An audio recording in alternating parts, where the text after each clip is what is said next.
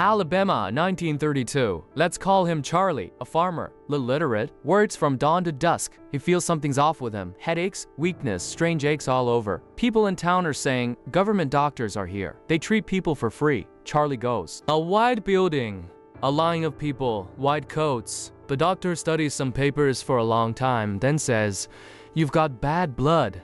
Nothing to worry about. We'll take care of it." Charlie lets out a relieved sigh. They give him food, they examine him, they draw his blood. Sometimes they do painful procedures. He thinks, this is treatment. He doesn't know his diagnosis is syphilis, and that no one's actually going to treat him.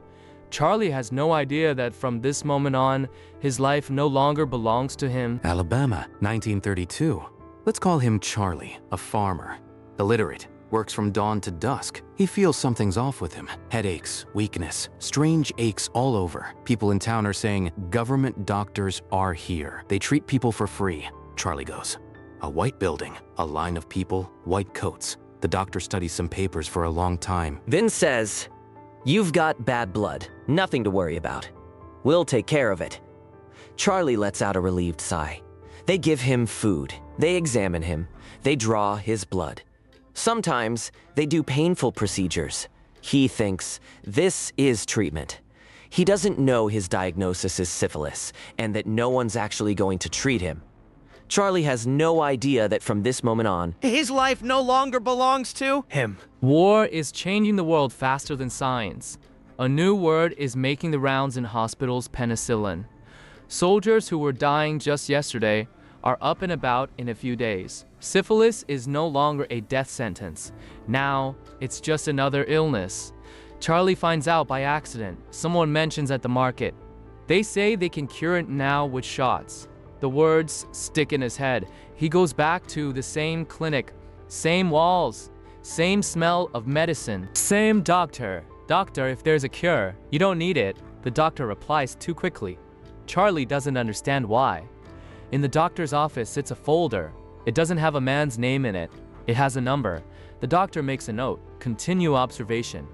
From this point on, the experiment changes. Before, they simply didn't treat him. Now, they're actively blocking treatment. Letters go out to other hospitals. Ordinary, official-looking letters. They say, if this individual seeks help, notify us and do not administer therapy. It's a sentence without a trial. No signature. No notice. Charlie goes home. His vision is getting worse. Sometimes he forgets where he is. He infects his wife. Their child is born weak. He doesn't know the cure was just miles away and that it was deliberately taken from him. The experiment goes on. A young journalist receives an envelope, no return address. Inside, documents, reports, tables, doctors' signatures. He reads it and at first thinks he must have misunderstood something. 40 years, not a single treatment. He double checks, then checks again. It all adds up. The article runs, headlines explode across newspapers. TV interrupts its regular programming. People ask the same question. How is this possible? The answer is frighteningly simple. It was allowed. A commission is hastily assembled. The experiment is shut down almost instantly. Officials say the right things. We're shocked this was a mistake of the past, but the past doesn't answer. Charlie's already dead, so are many others.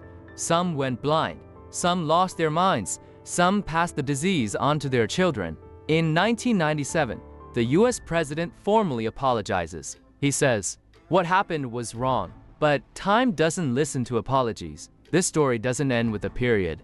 It ends with a question. If science decides that you're an object of study, who will protect you? Because the most dangerous experiment is the one they call the norm. Charlie didn't know he'd become part of history. He didn't know the word experiment, didn't know the word ethics. He just trusted the doctor, and that was enough. The most terrifying thing, they didn't beat him. They didn't torture him. They didn't lock him up. They politely observed him. With paperwork, with reports, with scientific jargon. History rarely looks like evil. More often, it looks like work. And if you think every experiment starts with a person who stopped being seen as a person, and that's the key lesson, we must never forget. Pause, because next time, that person could be anyone.